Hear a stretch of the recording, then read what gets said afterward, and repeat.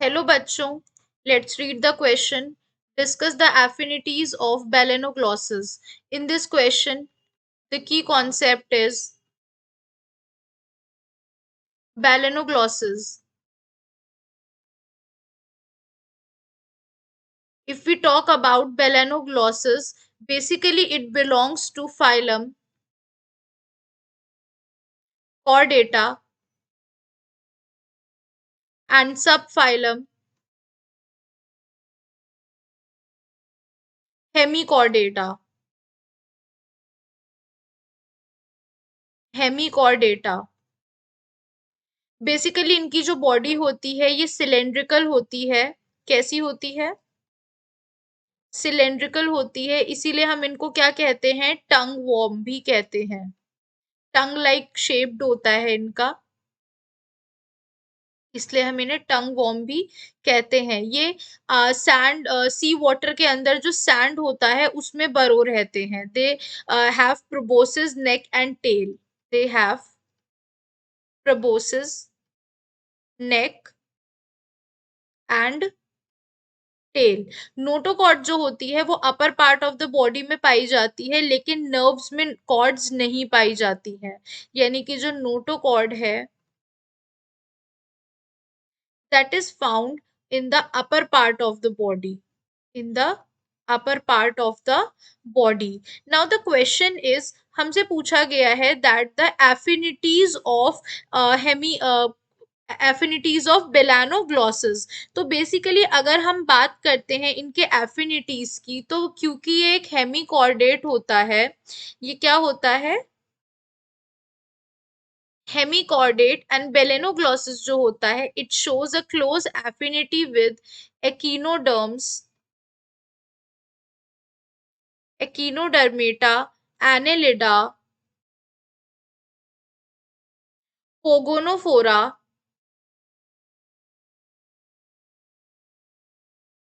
And phoronida and chordates. And chordates.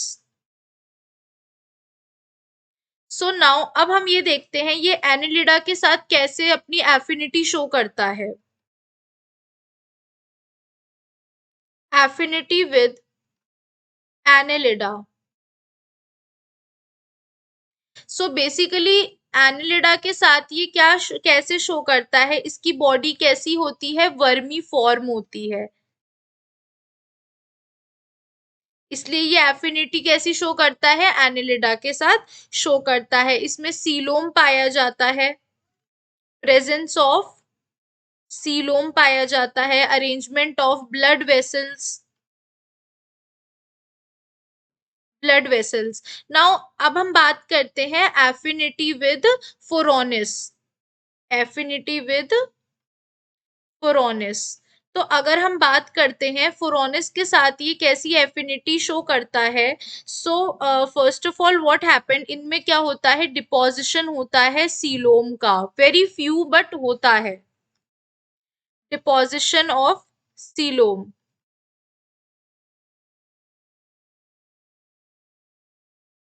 Deposition of coelom. And जो proboscis का पोर होता है वो कंपैरेबल होता है वाटर पोर के according. And ring of cilia surrounds the anus. Ring of सीलिया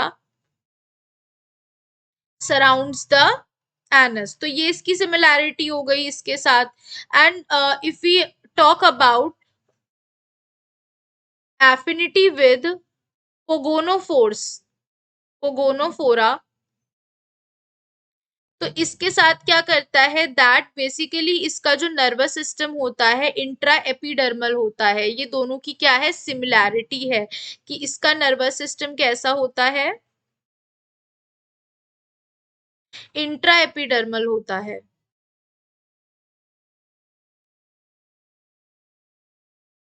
now moving forward, excretory structure जो होता है इसमें नेफ्रोसाइट्स होता है बेलेनोग्लॉसिस में भी एंड सीलोमोडक्ट्स में भी in pogonophora. This is also a similarity that क्या पाया जाता है? नेफ्रोसाइट पाया जाता है.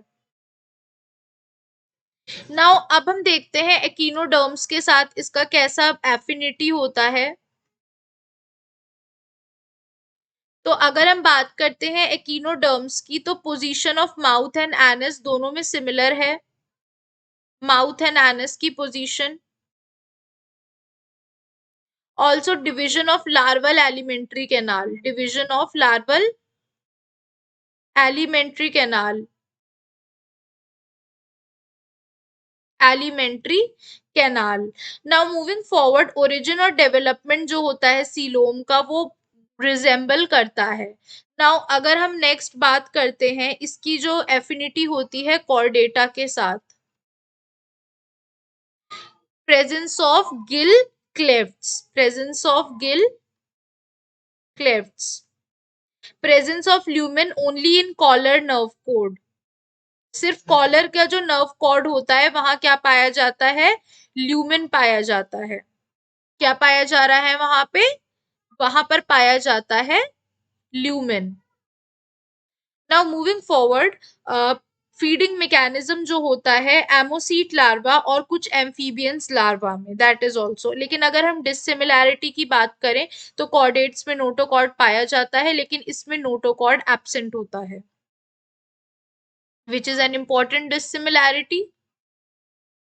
So these are some of the affinities which are exhibited by different types of organisms with the belanoglossus, or we can say the hemichordates one. So basically hope you guys understand the affinity of belanoglossus. Thank you.